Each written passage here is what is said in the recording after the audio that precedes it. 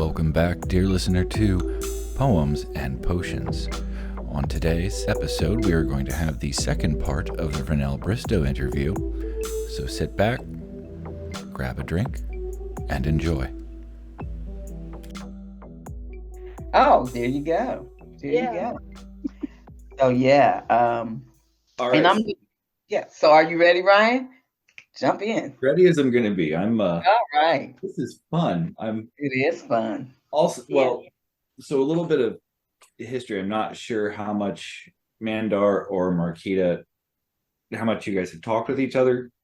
So just from kind of my perspective, I'm brand new to this whole thing. I have only been involved since the second week of Cauldron.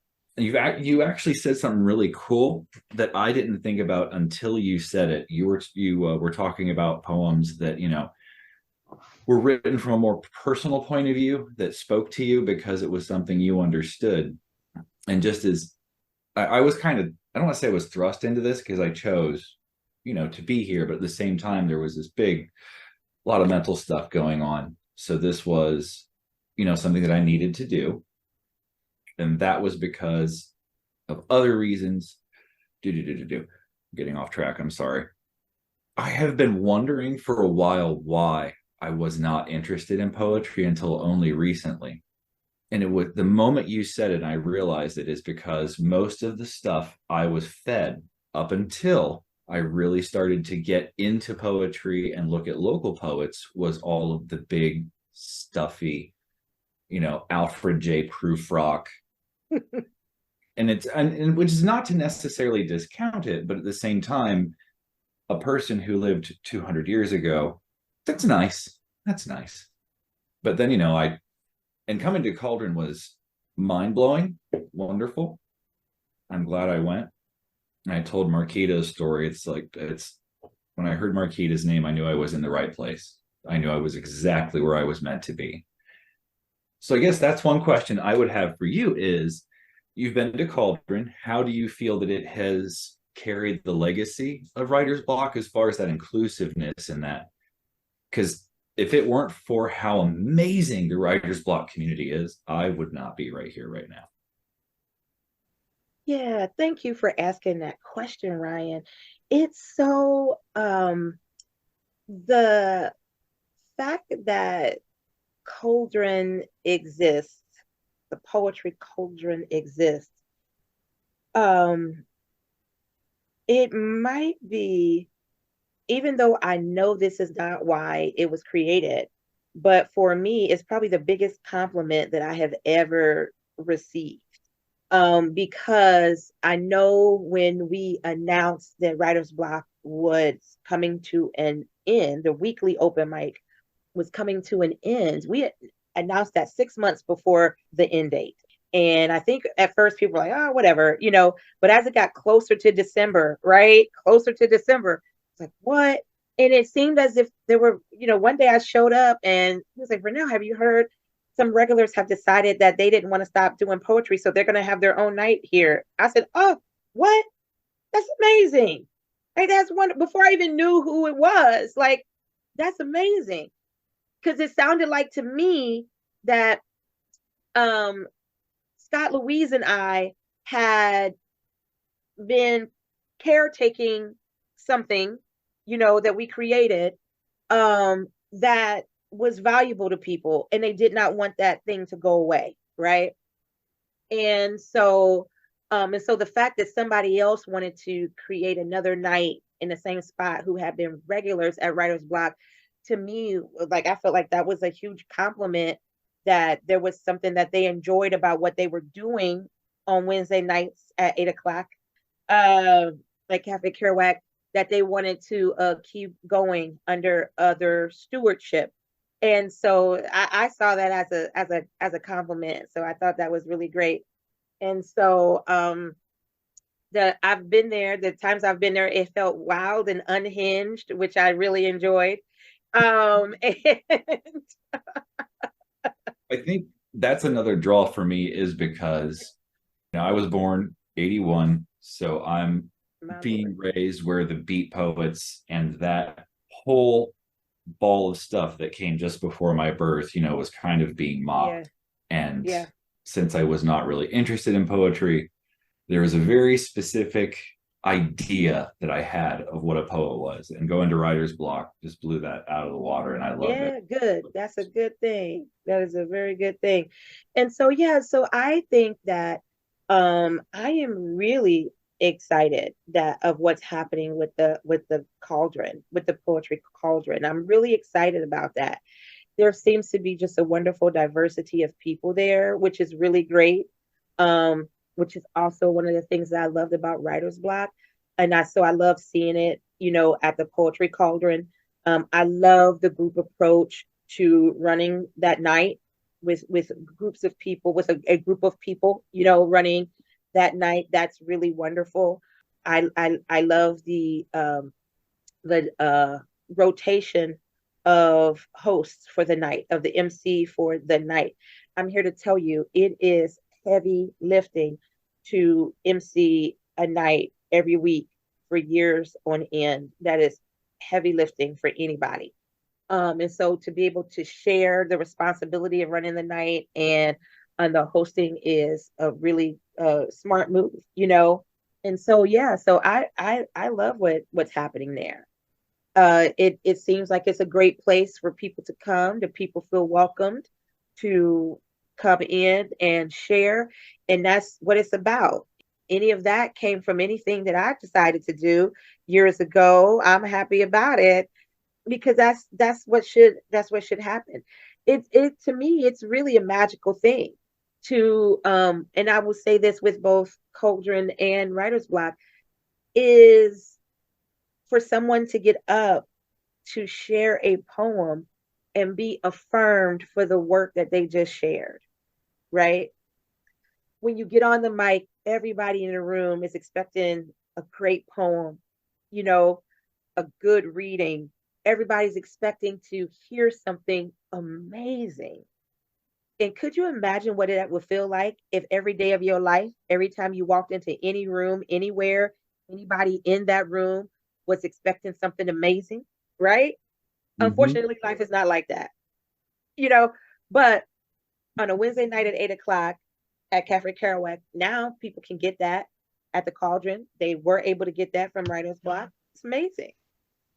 And I'm glad. I don't know if I said it when we had talked earlier, but the fact that Writer's Block was shutting down is what, as soon as I saw that Cauldron was there, because it's a thing I needed to do, I was like, I'm going to go do it. I'm going to do it. I wish I had known about it during the pandemic because we didn't have a lot to do at work at the time. I totally could have attended that. Yeah.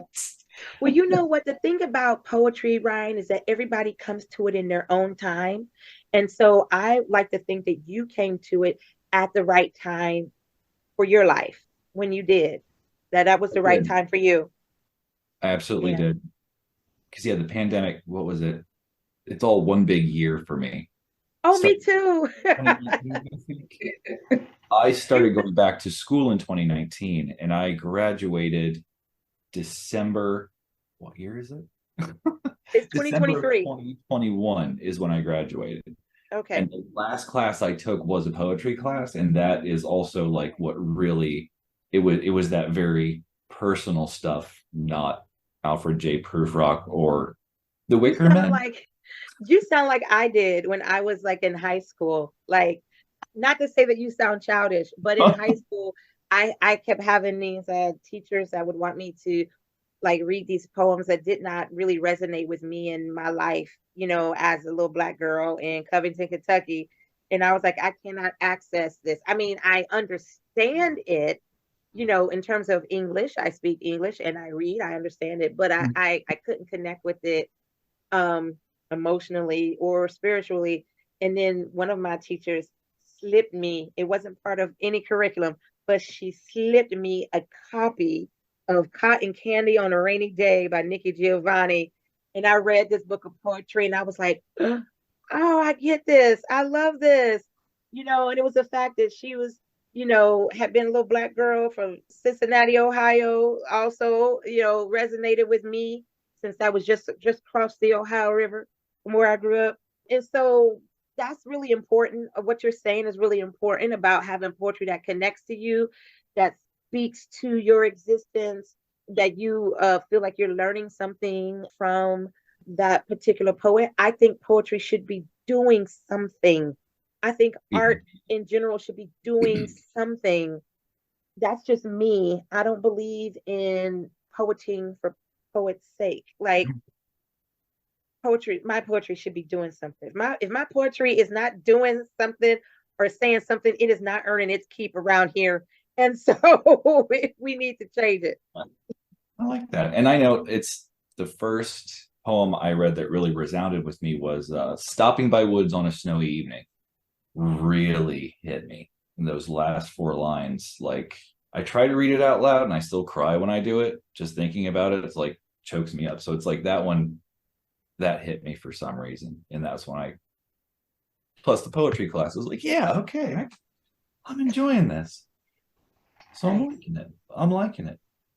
If Vernell, if you could just talk a little bit about your development doing part, like as far as like, church and those kinds of things, and where you are in your life now. Like this, I know you scrapbook now. You do like to take pictures. I like to take pictures too, Yes, but you like to yes, take pictures. You like being out in nature with DOG, and so yes, if you could talk a little bit about that. yeah. And how it relates to poetry, because Yes. I kind of pull poetry into almost everything that I do. Just over the years, really, I have felt that as an artist, I need to be open to more forms of art, open to that. So at one point, I started making jewelry when I met another poet, Gina Blaurock, who was a professional at that. I stopped making jewelry and let her make the jewelry for me. I would just pick out the materials and she would make it for me. But, embrace that. And then I did start about 10 years ago by now. I started scrapbooking and then eventually started making my own greeting cards. And so I do consider that also as I get the same like feeling when I do those things as when I write a poem. I feel like I've created something out of nothing really. And so I get that same kind of feeling from that. And the very first scrapbook that I made about 10 years ago was of my dog, the OG. and and so part of scrapbooking is journaling, like what's happening in these photos, what happens at that event. So in that scrapbook, I writing poems from his perspective, from my dog's perspective, to put into his scrapbook, haikus from his perspective to put into his scrapbook, those kinds of things. And then just I don't know, at some point, some year, maybe about a good 10 years ago, God started showing up in my poems. I'm not intending to write a poem about God, or I'm not intending to write a poem that has any God element to it, no spiritual element or religious element to it. But yet, here God is in my poem. Here, this is where the thought is leading me to. So at first I was resistant of that because I'm not a religious poet, or my poetry isn't religious. So I was very resistant to that. And then I stopped fighting that, and just, if that's what's coming out, that's what's coming out, especially the way that you write. There are several different ways that I write a poem, but one of the ways that I write a poem, I just start with the first line, write it down, read it out loud. And by the time I'm finished with that line, the next line will come to me. Write it down. Then I'm gonna read those two lines. And by the time I'm finished, I'm praying that the third line has come to me, and God just starts showing up in those poems. And so I just let him. And then I don't know, at some point, I don't know, maybe a good 10 years ago, maybe, people at my church knew that I was a poet. And one day said, Vernell, can you write a poem to share at church? What? Now I had some poems that was really inappropriate for in a church setting. So let me write some other poems that are appropriate in a church setting. Right. Yeah, yeah. And so that's really awesome. And honored by that. It was great. I love sharing poems at my church. If it's for my pastor's anniversary or my church anniversary, I love to write poems for my church anniversary. My church is a Black Baptist church that is like 126 years old. And so I will, any time they ask me, I'm going to do that, because also Black history is my jam. Got a bachelor's and a master's degree in Black studies. So I'm gonna take advantage of that. It's always fun to do. And my church just recently had an open mic. The youth did an open mic at my church, several weeks back. And they're like, Sister Vernell, are you gonna come share? I might. I'll see how I feel that day. But of course I did. And I got to read a funny church poem as opposed to the kind of poem I would share during a Sunday morning service. That would be a little bit more focused and serious. And so that has been great to be able to share. And that's a fine line, because I hear a lot of poets who really do call themselves church poets or Christian poets, and their poems are so preachy. And I'm like, oh, I can't. If my poems ever started sounding like that doing church, I should stop, because I don't want them to sound preachy. I want to be able to share the poem that I share in church. I want to be able to share that same poem in a coffee house or a bar or whatever, because I want it to be about the message. I mean, and yeah, God is going to be up in there, but guess what? People are going to hear about God in that bar, listen to this poem, and then cue that Kirk Franklin music. Absolutely. Oh, yeah. And it's so interesting that things kind of come full circle, because right now I'm in school. I started school in July of 2020. I am working on a doctorate of ministry degree in seminary school, and shout out to Methodist Theological School of Ohio. And when I started school, like since then, there has not been a book of theology. I'm sure they exist, but I have read so many books of theology written by a Black theologian that will have a chapter or a significant chunk of it dedicated to Black art and the way Black people talk about God and see God and make commentary about their lived experiences as Black people in America. And so I was like, ooh, that's great. When I graduate, I'm going to study that more, but I got to stay focused on what I need to write this dissertation thesis about. Right. Yeah. So that's kind of where things are at with me right now. Yeah. I hope that answered your question, Marquita. It did. Oh, That's good. great. Good. That's Good. great. So, we can't end this. Brian, what do you got to say? Well, so you told us a little bit about everything.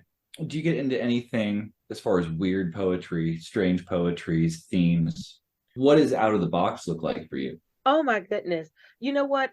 I don't really get into any like weird poetry or anything like that. Now, something every now and then to sort of kind of flex some poetic muscles, I will write a form poem. I will purposefully write a sonnet. I will purposefully, write some other form of poetry. But most of my poems are free verse, because I like the freedom that it gives me. But sometimes I will write a form. I will pick a form, and I will write in that form, just to kind of like a workout, kind of like a poetry workout. But I don't really get into anything that's kind of weird in my own poetry. Not these days. I get that. Yeah. Because before really God started showing up in my poems, my booty was showing up in my poems. I had like poems that had several references to my behind. Well, and so like for my story, part of what poetry did for me, and that's why my chapbook is called A Thing I Need to Do, is because it helped me to process through a lot of issues, a lot of trauma, a lot of just stuff Yeah. I never let myself deal with. And what I'm noticing is, as that's purging away, and I write the stuff that helps me deal with that. I'm starting to see more of my own voice and style and everything. And I think it's kind of cool. You talk about like you like to write in free verse, and then sometimes you'll go to a form poem. Whereas for me, I constantly have a poem going through my head, but I always want to rhyme it. So it's Okay. very Dr. Seussian all the time. That's okay. And so it's like I like to hear, like I said, what's out of the box for people. I think it's kind of That's cool. okay. That's okay. Like rhyming is great. I mean, that's fine. I mean, Dr. Seuss was the bomb poet. Like, I don't understand why that's a bad thing. Bluefish, redfish, redfish. Right, exactly. Well, like I talk about how, like, in college and in high school, when I was growing up, I don't know how it's changed now, but again, it was the stuffy poets.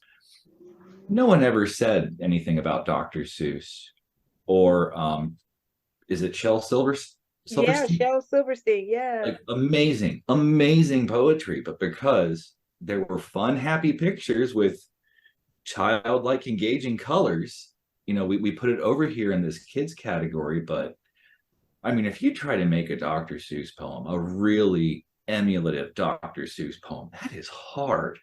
Yeah, it is. Absolutely. It really is. It really is. Well, I would just say to you, keep doing what you're doing. I am preparing for a poetry feature for Rhapsody and Refrain, for Scott Woods, the Streetlight Guild. And I am really like diving into some stuff here from my past as my childhood that I had just not really dealt with. I mean, this one poem had me up in the midnight hour, literally doing research online, getting my mind blown about a place where I lived when I was a kid, and I'm really trying to turn this into a poem. And it's like, man, this is so much. But keep writing about your authentic self. Even when it's not true, it should still be authentic, because authentic and autobiographical are not the same thing. And so to keep doing that, keep writing, keep reading. That's the other thing too, reading poetry. Absolutely. And that is, I'm so glad that I got exposed to poets early on so that I could develop my love for reading poetry along with my love for writing it. and that's, yeah, I have enough books now it's going to take me a minute to go through everything I've bought this year. Yeah, and one day go back to some of those old classics, right? Because even if those old classics aren't speaking into your life and your existence right now, what they do is give us a glimpse of their world. Read from that perspective. You want to know, if you want to know anything about a period of time or a community, look at the art that was produced, and that will tell you the visual art, the music, the poetry, the creative fiction novels will tell you what was going on with the people. So when you read the poetry from that perspective, like this isn't speaking to me in terms of my lived experiences, but what is this work going to speak to me about what was going on for those poets at that time? It makes me appreciate it so much more. I like that. Thank you. Yeah. Thank you for saying that. You're welcome. You're welcome. So, did you prepare a poem? I did. Yes, I did. And considering that my memory is really bad, I'm so proud that I remembered this.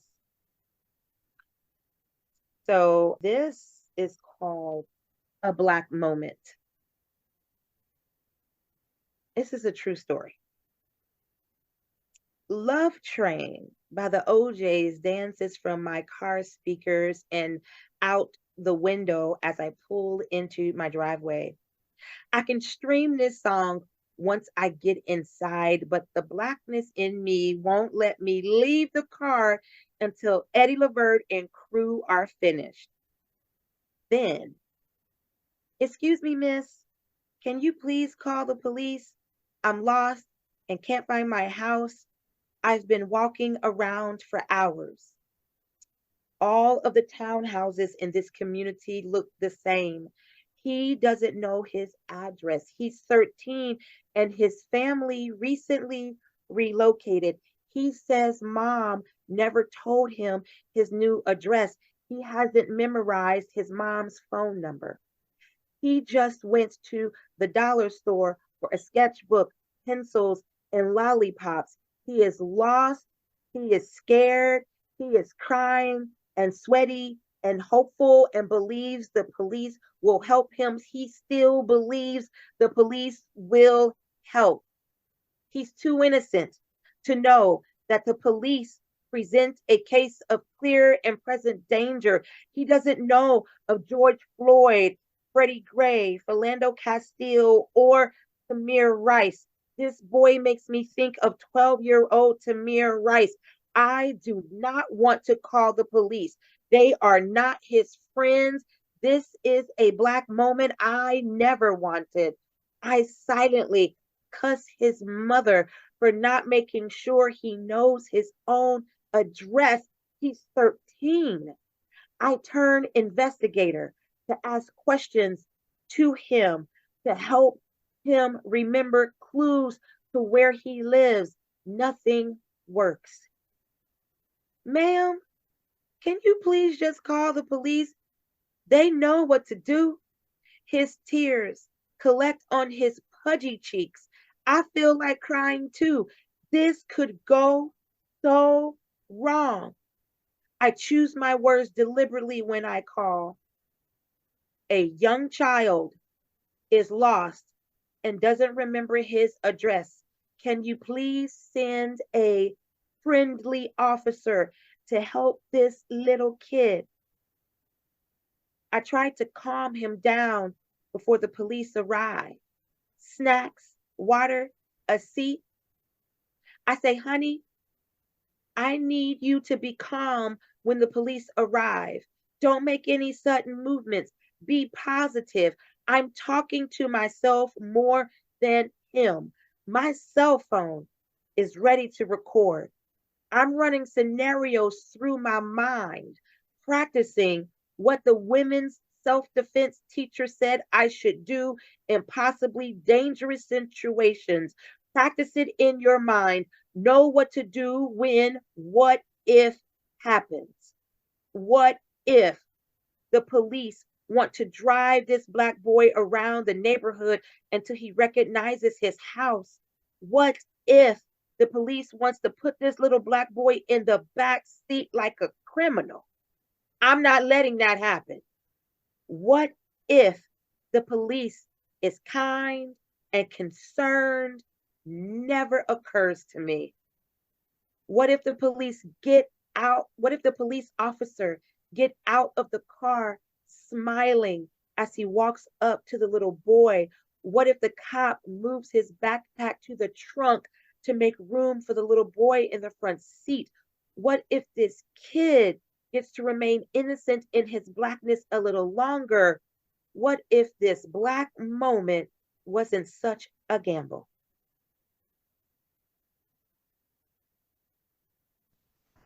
Thank you, Vernell. Thank you. You're That welcome. was- Thank you. Thank you. That was wonderful. Thank you. Thank you. Every time I read that poem, everybody wants to know what really happened. Right. I mean, outside of this, of the poem and the gravity that it deserves, you created a story Yeah, that now needs an ending. I We know. don't know how it ends. I know. But I like know. that we don't know, because that's the real Yeah. world. Yeah, every time I read it, people come up to me afterwards like, okay, what happened? Like, what really happened? You know, I always tell them. Yeah. So part of the naming structure for this, which we'll get up before this airs, part of the reason I really went in with poets and potions, or poems and potions, one, to keep with the cauldron, because, kind of that magical thing. Oh yeah. But I'm a big geek for the definitions of words. And if you look up potion in the dictionary with one slight change that I made, it is a concoction that can be healing, magical, or transformative. And that was a magical poem. Absolutely. Thank you so much. Thank you so much. Thank you. I really, really appreciate that. Well, we thank you for coming and being our guest, Vernell. It was wonderful, wonderful, wonderful, as we knew it would be. And don't think this will be our last time talking to you. We'll be calling you again, but we are going to keep in mind and be mindful. You are trying to get this doctorate out. So, woo, girl, woo, child, pray for me. Yes. So that's all I have. You have something else, Ryan? No, this has been a wonderful, wonderful first episode, and I want to thank you as well. This has been fantastic. I'm so excited what's to come. You are welcome. I am so honored to be your first guest. This has been really great. I love talking poetry with people, especially people who are so interested and invested in poetry and community as the two of you. So this has been really wonderful. Thank you so much. And thank you for creating a community that I feel that I want to be invested in. Absolutely. My pleasure. All right. So one last question. What you got here, Ryan? Since technically this is 2024, does Scott Woods do Rhapsody and Refrain every year? Will he be doing? Yes. Mm-hmm. And that is every year. Every day in September. Mm-hmm. Just so that listeners, want to prepare just a little bit ahead of time. Absolutely. So yeah, every day in September. Nice. 30 days have September. Yeah, I always have to. I do see too. how poetry helps us in our life. But anyway, good night, Vernell. Good night, Ryan. Have a good night. Have a good night. Thank you. A very special thank you to Dr. Vernell Bristow, and thank you, dear listener. Poems and Potions is produced by Mandar Kath, Marquita Byers, and R. Taryn Lear. Music provided by Charity Dietrich. Sound support provided by A.D. Dietrich.